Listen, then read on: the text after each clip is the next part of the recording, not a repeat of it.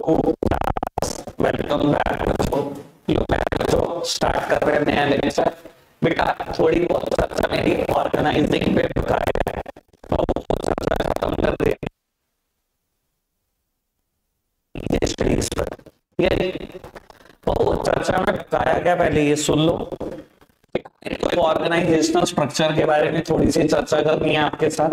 बेटा organisational structure पे जब चर्चा खत्म हो जाएगी तो बेटा एक प्रॉब्लम है आपकी, वो डिस्कस करनी है बेटा, जो डिफरेंसेस में और उसका बेटा केस स्टडी।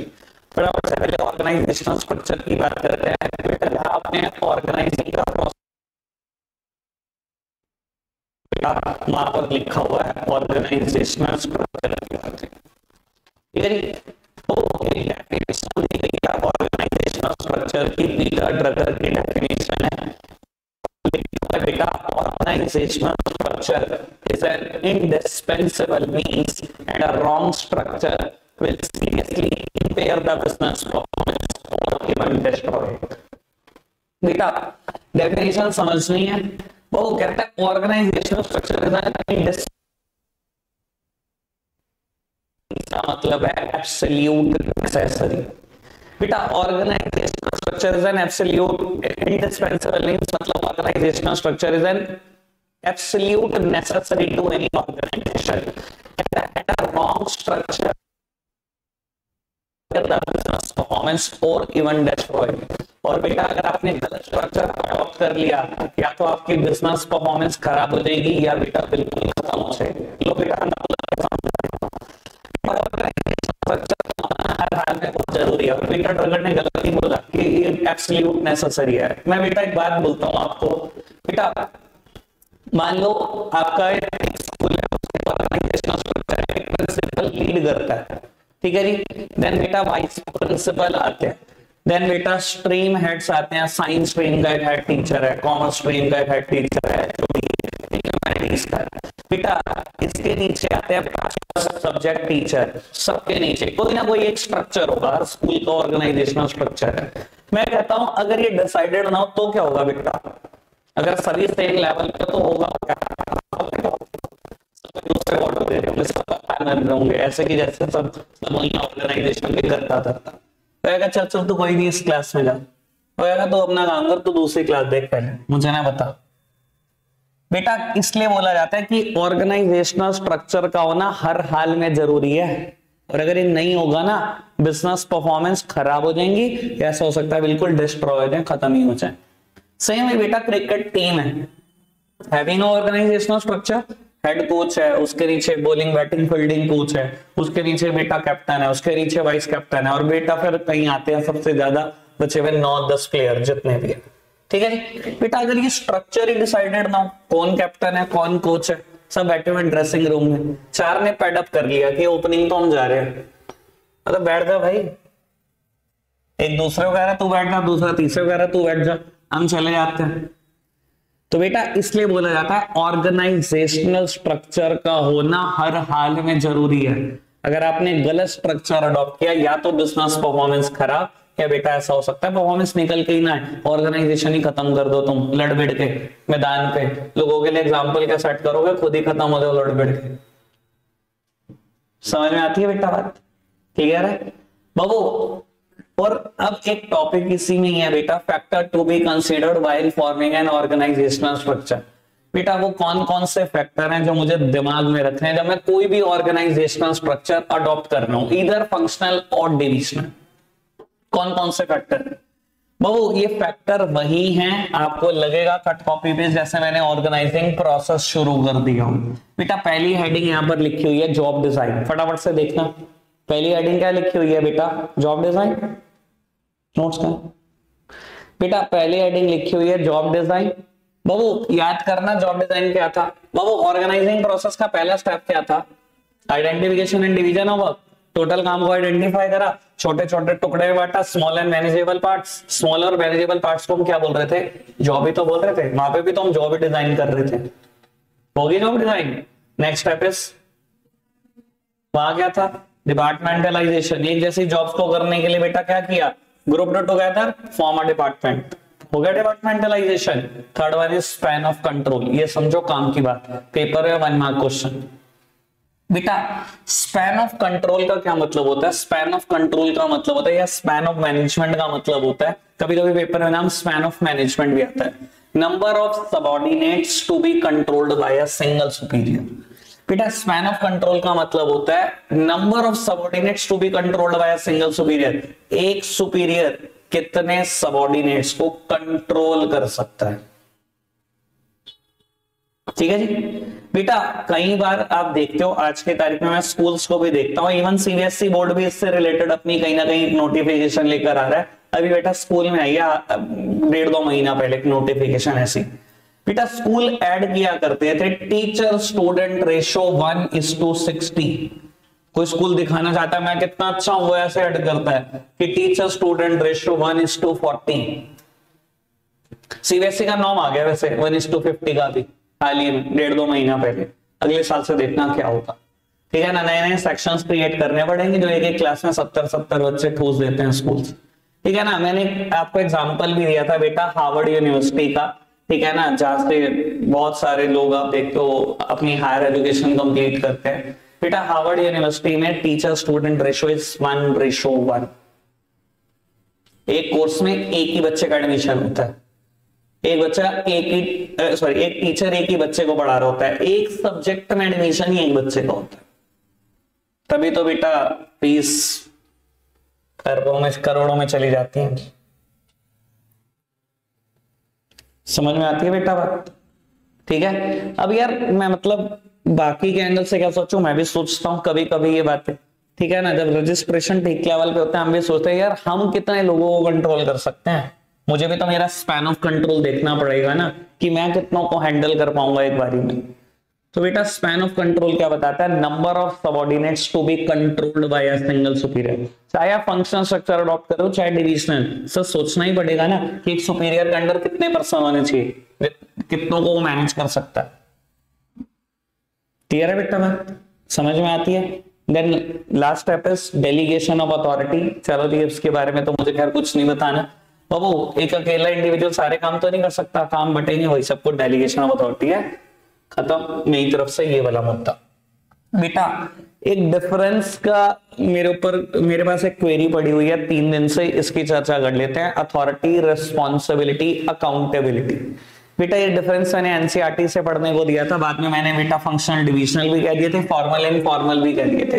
होप करता हूं पढ़ दिए होंगे, जिसकी जो प्रॉब्लम होगी अभी वो भी डिस्कस कर लेते हैं। लेकिन ये एक मुद्दा बचा हुआ है मेरे पास, तो मुझे डिस्कस करना है। सामने देखना बेटा बाबू, एक बेसिस ऑफ डिफरेंस है एनसीईआरटी में ओरिजिन, ठीक है। अथॉरिटी में लिखा गया है बेटा arises from formal position in the organization. Responsibility में लिखा गया अराइजेस फ्रॉम अथॉरिटी, और बेटा अकाउंटेबिलिटी में लिखा हुआ है अराइजेस फ्रॉम रिस्पॉन्सिबिलिटी, ऐसा लिखा गया एनसीईआरटी में। तो बेटा ये मुद्दा क्लियर कर देता हूं, सब सामने देखना। बेटा बहुत सारी ऑर्गेनाइजेशन में ना एडवांस में लिखा होता है कि इस लेवल पे क्या पावर मिलेगी आपको। एडवांस में मैं आपको बता देता हूं, मान लो बेटा एक ऑर्गेनाइजेशन है, कुछ भी समझ लो, स्कूल की चर्चा कर लेते हैं, वहां पहले एडवांस में लिखा हुआ है जो मर्जी प्रिंसिपल बने, हमें मतलब नहीं है बेटा कि वो प्रिंसिपल कौन बनेगा। प्रिंसिपल की पावर्स क्या क्या होंगी बेटा, ऑर्गेनाइजेशन में वेल इन एडवांस लिखा हुआ है। जिस दिन भी प्रिंसिपल इंट्रोड्यूस होता है उसकी पावर पढ़ा दी जाती है, पावर के साथ साथ रिस्पॉन्सिबिलिटी भी पढ़ा दी जाती है। समझ में आती है बेटा बात।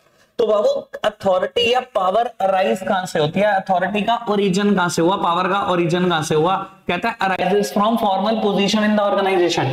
पावर अराइज होती है आपकी पोजीशन से, पोजीशन के हिसाब से लिखा होता है बेटा क्या पावर होने वाली है। समझ में आएगी बेटा बात। बाबू रिस्पॉन्सिबिलिटी कहां से अराइज होती है या ओरिजिन कहां से होता है, कहता है अराइजेस फ्रॉम अथॉरिटी। भाई बड़ी सिंपल सी बात है, आप प्रिंसिपल बने, आपकी पावर लिखी हुई है, सर सब पावर देंगे क्या है फेवल का प्रिंसिपल?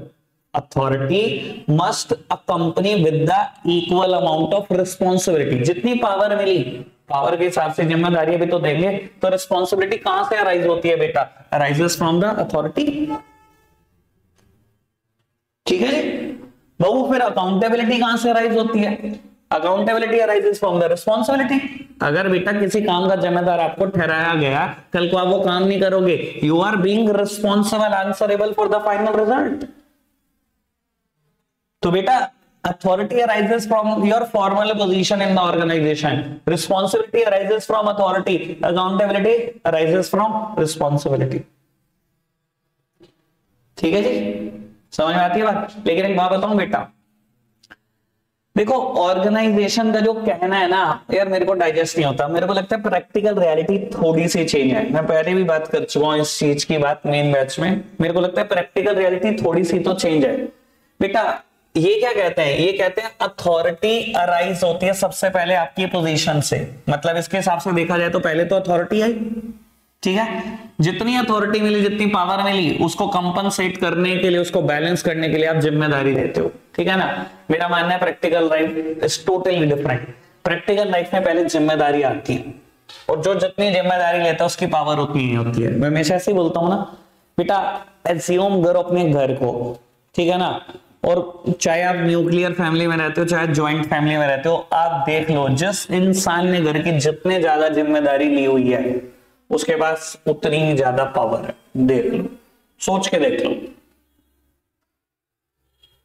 अगर आपके दादाजी ने ली हुई है सारी जिम्मेदारियां, खर्चा सारा वो उठाते हैं, रिस्पॉन्सिबिलिटी सारी उन्होंने लिया, सबसे ज्यादा पावर उनके हाथ में होगी।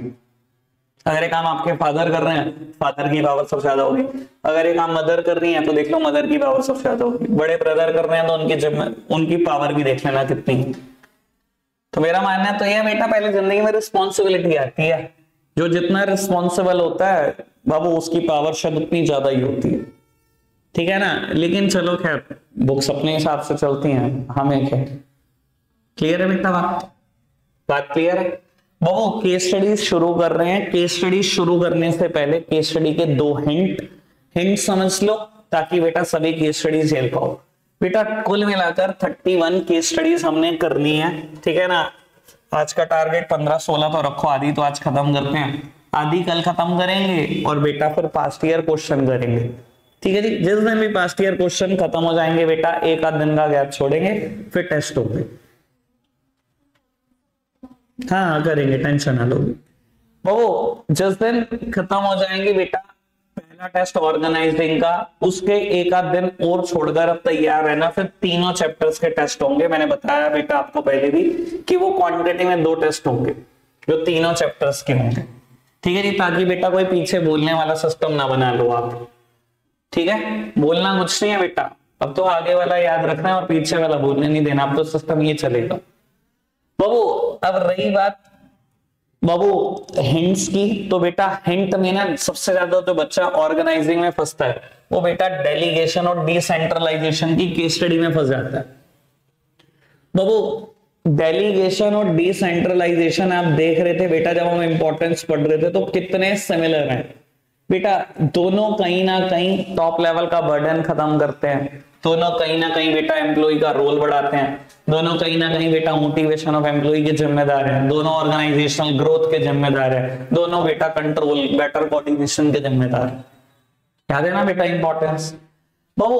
अच्छा एक बात बिल्कुल क्लियर है, दोनों केस स्टडी की ना शुरुआत ज्यादातर कैसे होती है मैं आपको ये आइडिया दे देता हूं, फिर हिंट देता हूं कि बेटा एक पर्सन है, ठीक है ना, लीड कर रहा है ऑर्गेनाइजेशन को, और आज बर्डन फील करने लगा, ओवर बर्डन फील करने लगा, उसे लग रहा है वो अकेला काम नहीं संभाल पाएगा। लगभग केस स्टडी की सभी स्टार्टिंग यही होती है, चाहे वो डेलीगेशन की चाहे वो डिसेंट्रलाइजेशन। केस का स्टार्ट यही है कि वो ओवर बर्डन फील कर रहा है, उससे काम नहीं संभाला जा रहा, ठीक है जी। और बेटा जब वो इम्प्रैक्टिकल हो गया सारे काम को हैंडल करने में, तो कहीं ना कहीं बेटा वो कुछ सबऑर्डिनेट्स को पावर बांटेगा। जहां पावर बटेगी बेटा, या कहानी इसकी आने वाली है या कहानी इसकी आने वाली है। बेटा मैं बता देता हूं, अगर केस स्टडी में मैं कुछ वर्ड लिख रहा हूं, अगर ये मिल जाए तो बेटा आंसर इज डिसेंट्रलाइजेशन, अगर ये वर्ड ना मिले तो बेटा answer is delegation. Again in word को रटना नहीं है यार, मैं रटवाना नहीं चाहता, ठीक है ना। वर्ड से केस स्टडी आइडेंटिफाई नहीं होती, आपकी नॉलेज से होती है, ठीक है जी। वर्ड के मतलब सीख लेना, ठीक है जी। लो जी बाबू सामने देखते हैं, एक वर्ड आता है बेटा सेलेक्टिवली डिस्पर्स।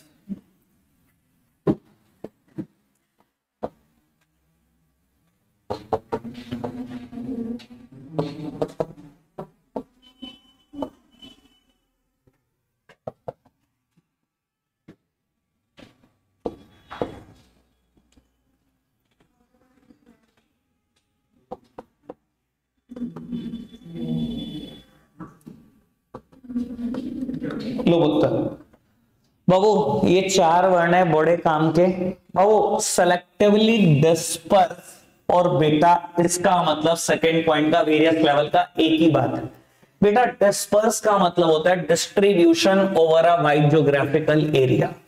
बेटा कि आपने जब पावर बांटी तो खाली बांटी नहीं, वाइड एरिया तक बांटी, यानी कि मल्टीपल लेवल तक पावर बांटती, या वही मतलब है बेटा कि वेरियस लेवल में पावर बांटती। डिस्पर्सल का मतलब क्या होता है बेटा? Distribution over a wide area, ठीक है ना। इन डेलीगेशन में मल्टीप्लाइड बाय 2, इन डिसेंट्रलाइजेशन में मल्टीप्लाइड बाय मैनी, कि वेरियस लेवल तक की पावर बांटती जब बांटी तो, ठीक है जी।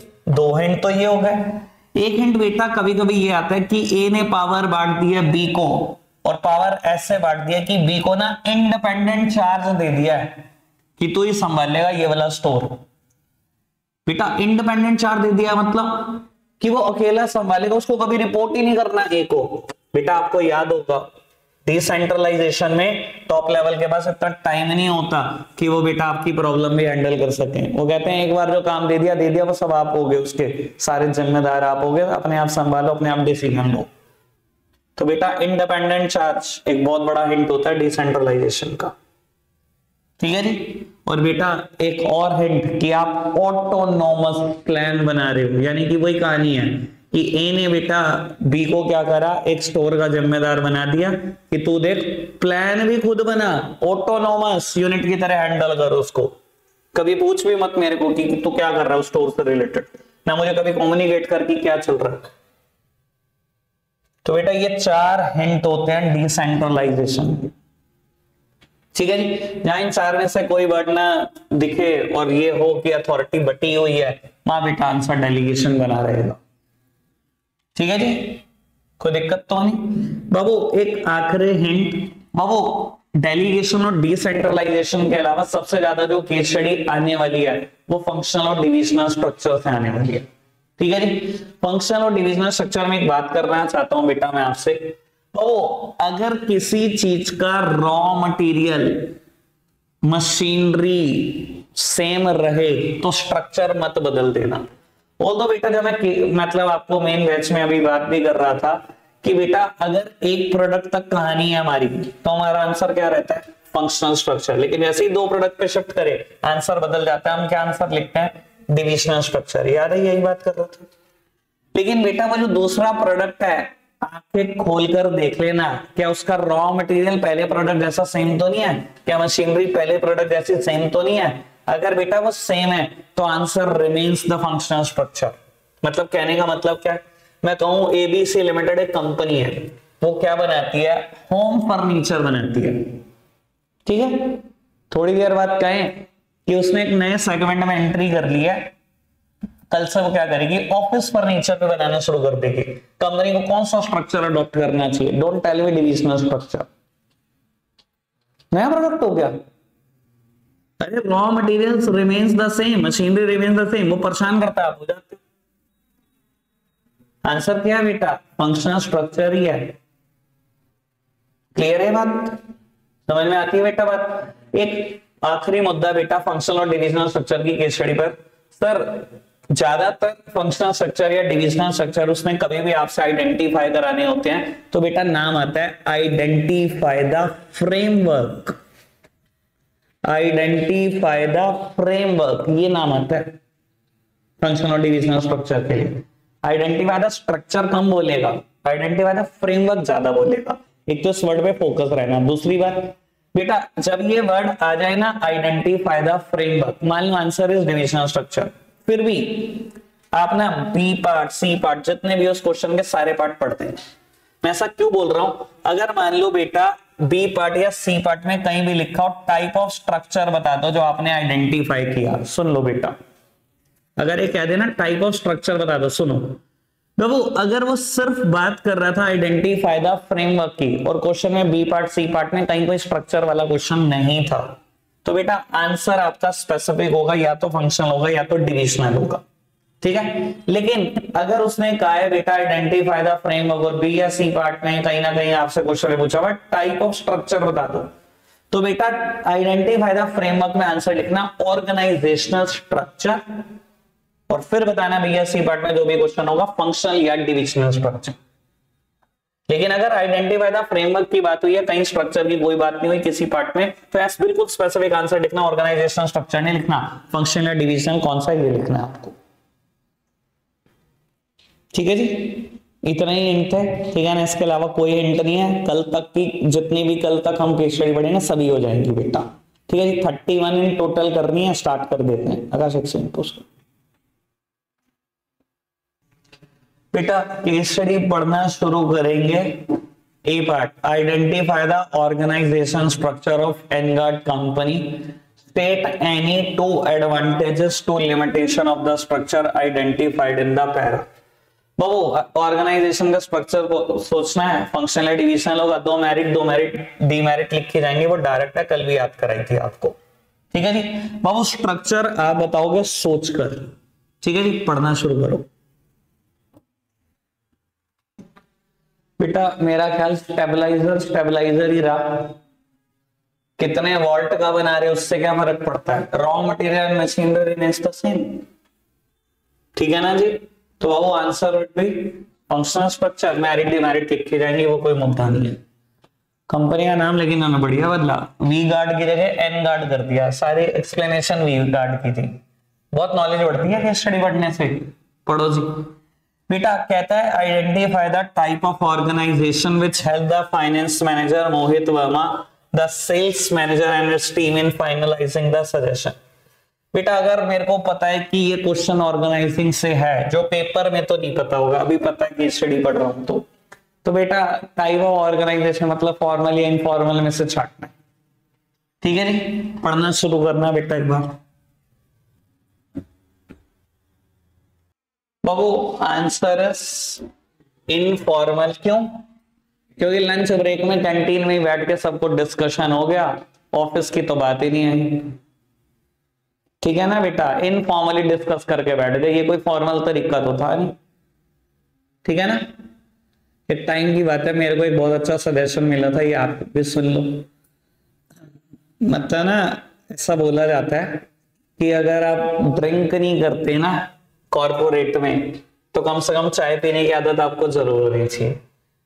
ठीक है ना, तो भाई मैं तो ऐसा हूँ भाई, वो ड्रिंक तो खैर कभी हमें देखी भी नहीं, और वो चाय पीता नहीं हूँ।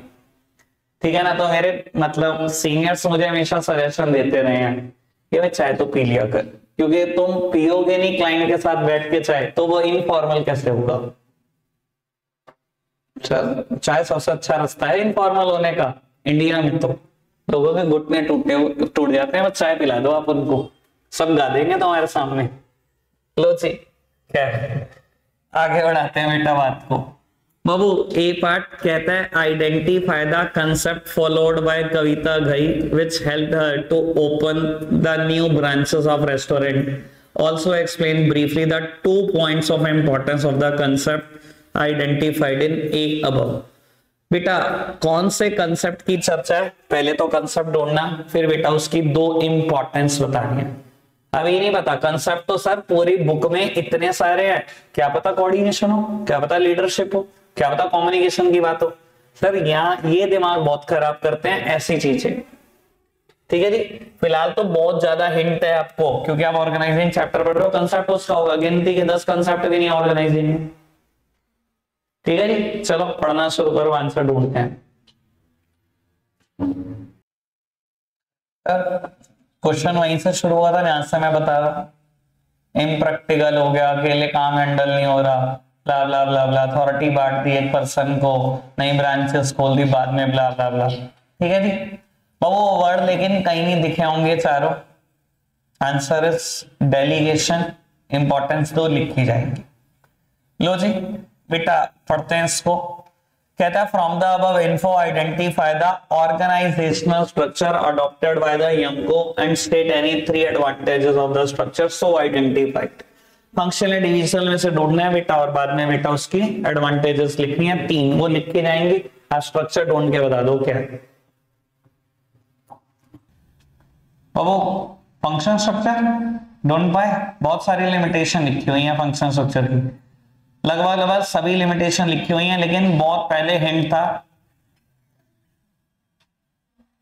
इंटर डिपार्टमेंटल कंफ्लिक्ट, पहली कंफर्मेशन तो यहीं से होगी, तो उसके बाद बेटा 2 कंफर्मेशन और दे इसमें, ठीक है ना। बढ़ना है आगे। ये बेटा स्टाफिंग का क्वेश्चन है, गलती से इन्होंने यहाँ डाल दिया बेटा, लेकिन बी पार्ट और सी पार्ट ऑर्गेनाइजिंग के थे, पर सिंपल ये पढ़ते हैं। केस स्टडी ठीक ठाक है। Identify and briefly explain the concept used by Aman Chadda in the above case which help in focusing on objective, और बेटा फिर बाद में उसकी 4 इंपॉर्टेंस, ठीक है। पढ़ते हैं, स्टार्टिंग से ही काफी एंड मिलने शुरू हो जाएंगे। Answer is delegation. शुरू में हिंट आ गए थे, वही सब हिंट आने से रोके थे जो पिछले केस में आए थे। लो जी, आज की शायद लास्ट केस स्टडी हो, पर पढ़ना थोड़ा ढंग से। ये केस स्टडी बहुत इंपॉर्टेंट है, कभी सीबीएसई सैंपल पेपर का पढ़ती। वो रिक्वायरमेंट मैं पढ़ देता हूं आपके लिए, केस आप पढ़ देना। Identify and state the step of organizing process which has not been carried out properly and contributed to this problem. बेटा identify and state the step, कोई एक स्टेप ऐसा है बेटा ऑर्गेनाइजिंग का जो ठीक से नहीं हुआ, ठीक है। एक बार अच्छा स्टेप याद करो फटाफट से। Identification and division of work, departmentalization, assignment of duties, establishing reporting relationship. इन 4 में से कोई एक ठीक नहीं हुआ, जिसकी वजह से प्रॉब्लम आ रही है। प्रॉब्लम केस में पता लगेगी क्या आ रही है। B part, state the 2 steps of the organizing process which have been taken by Kanapoti to respond to the complaint of Ramdas.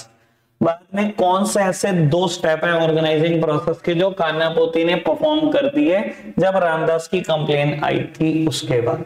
अच्छा जी, पढ़ते हैं बेटा। इस पढ़ा पूरा समझ आया कि इस बीच में एक आध लाइन गड़बड़ है बेटा, जहां इन्होंने बेटा थोड़ा सा कभी आज तक करेक्शन करने की जरूरत नहीं समझी, यहां पर है बेटा कहीं लाइन में गड़बड़ है, ठीक है ना। लेकिन केस समझ में आता है चल क्या रहा है। रामदास एक पर्सन है, बहुत, एक तो एजेड स्टाफ हो गया, एक एज में बड़ा हो गया, अपने मतलब जो उसका हेड है उससे भी बड़ा हो गया एज में। जैसे अभी ये वही बात हो गई बेटा, MS धोनी की कप्तानी में खेल रहे हैं सचिन तेंदुलकर। अगर उन्होंने कह दिया मुझे ओपनिंग बैट्समैन बैटिंग करनी है तो बोल कुछ भी नहीं पा रहा भाई, वो कहता है सीनियर बैट्समैन, इतना बड़ा होता क्या बोलूं, ठीक है जी। तो ये वही हालत थी। लेकिन रामदास को क्या होता था, उसकी मर्जी के उसके टेस्ट के प्रोजेक्ट हैंडल करने को मिलते थे, ठीक है। बाद में क्या हुआ, नागार्जुन भी आ गया, ठीक है ना। अब भाई कहीं पर लिखा तो है नहीं कौन किसकी ड्यूटी है, सब चले जा रहा है चले जा रहा है, कई बार लड़ाइयां हो रही हैं, बहस हो रही है, ठीक है ना। यही वो सब कुछ हो रहा था। सर कौन सा स्टेप सही परफॉर्म हुआ ये तो बता दो। असाइनमेंट ऑफ ड्यूटी, अगर ड्यूटियां साइन होती बेटा, सबको पता होता किसने क्या करना है, तो बेटा ये कभी भी गड़बड़ ना होती। और बेटा बाद में क्या ठीक कर दिया, मैंने बिल्कुल क्लियरली मार्क किया हुआ था कि जॉब एलोकेशन ढंग से कर दी, यानी कि ड्यूटी सही से साइन कर दी, और बेटा बाद में रिपोर्टिंग रिलेशनशिप भी क्लियर हुई है, तो एस्टैब्लिशिंग रिपोर्टिंग रिलेशनशिप, ठीक है जी। एक आध केस और हो सकता है, एक और कर, चलो जी बस एक और करते हैं बेटा। Identify and state the type of organization mentioned in above para, यानी कि बेटा फॉर्मल है या इनफॉर्मल है, मुझे ये सोचना है। स्टेट 1 फीचर, एक फीचर लिखा जाएगा। What was the purpose behind the formulation of rules for the employ that restricted their personal communication with the employees of other department. बेटा ये जनरल क्वेश्चन है, आप आंसर करो क्यों। बेटा क्या पर्पस है रूल्स रेगुलेशन ऐसे बनाने का कि बेटा एक एम्प्लॉय दूसरे डिपार्टमेंट के एम्प्लॉय से बात ना कर पाए, क्यों बनाए जाते हैं ऐसे रूल। डिसिप्लिन क्रिएट करने के लिए, र्यूमर्स ना फैले, और क्या टाइम वेस्ट ना ऑर्गेनाइजेशन का, इन सब के लिए बनाए जाते हैं। इसका केस स्टडी से कोई लेना देना नहीं। अब ए पार्ट के हिसाब से मुझे फॉर्मल है या इनफॉर्मल आंसर कर दो फटाफट। बेटा आंसर इज इनफॉर्मल। अच्छा मैं डरा दिया था उन्हें, मेरे को पूरा क्लियर कट लिखा हुआ है, रूल्स रेगुलेशन है, सब कुछ है। और वो फॉर्मल ऑर्गेनाइजेशन। आज के लिए रखते इतना ही है, कल यहीं से कंटिन्यू करेंगे। बाय।